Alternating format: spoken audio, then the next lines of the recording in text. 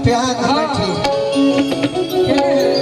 ये रजनीश भैया जो आशुतोष भैया के साथ में एनी टाइम रहते हैं, आप यहाँ पर बैठिए। हम लोग जमीन से जुड़े लड़के, ऐसा नहीं है कि हम मस्ती कर रहे हैं, ना हम निशा में बानी।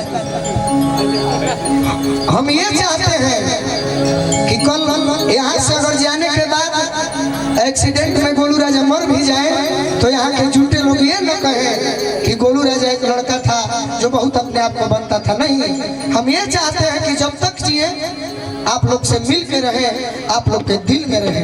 गायक जोरदार ताली कि आज हो पहिला मिलनवा मिलल सजनी के सजनवा। ये गाना मेरे कुछ कमेटी से जुड़े भाई हैं जिन्होंने कहा कि ये गाना भैया 2 लाइन अगर गा दीजिएगा तो हम लोग का मन रह जाएगा। वैसे तो अभी जो माहौल था बिकू का और निशा जी का मंच था, लेकिन भाई के लिए हमारी अंग अंग गुलाब नियन खिलल बाबा दनवा। प्रिंस बाबा आप ही बजाएंगे कि सुनी सुनी भगवान जन बिहान होके आज राजा जी के कोरवे में जवान होके, आज राजा जी के कोरवे में जवान होके। आज हो पहिला मिलनवा मिलल सजनी के सजनवा।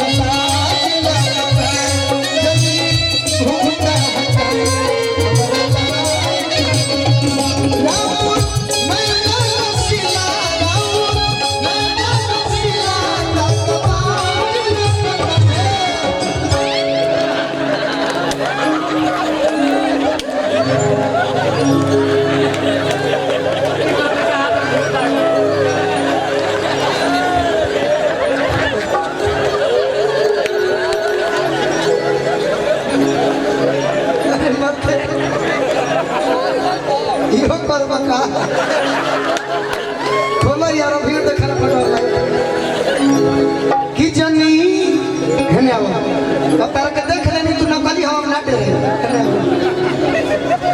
बाकी हटा दो हद से अरे हटा मत दे हद से जान चल जाई हमारा यही से कान लगाने वाला मुहावा यही से तार भाई कि जनी अरे घुंघटा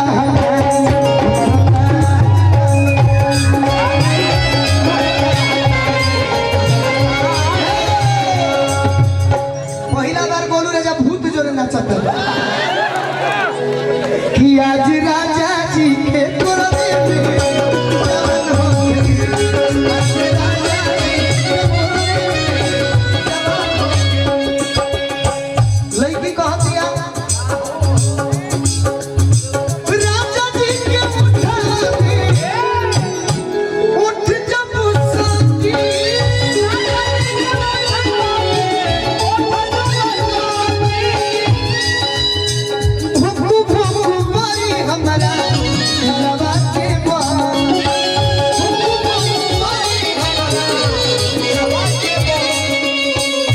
गाना के बाद एक ओरिजिनल हम चैता सुनाई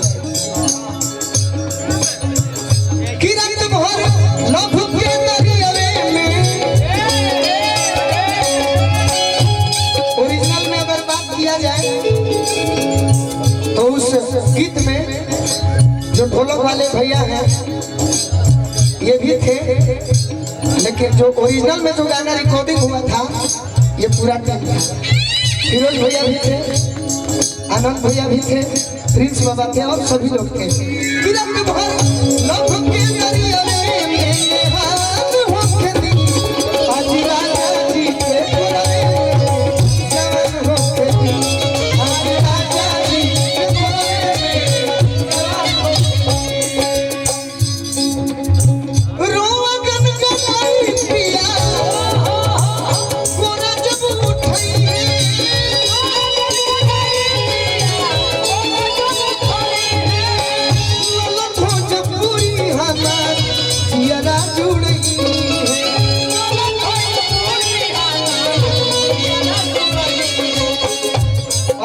हर में यार बा अब परेशानी हो जा तो हमार का दोस्त बा।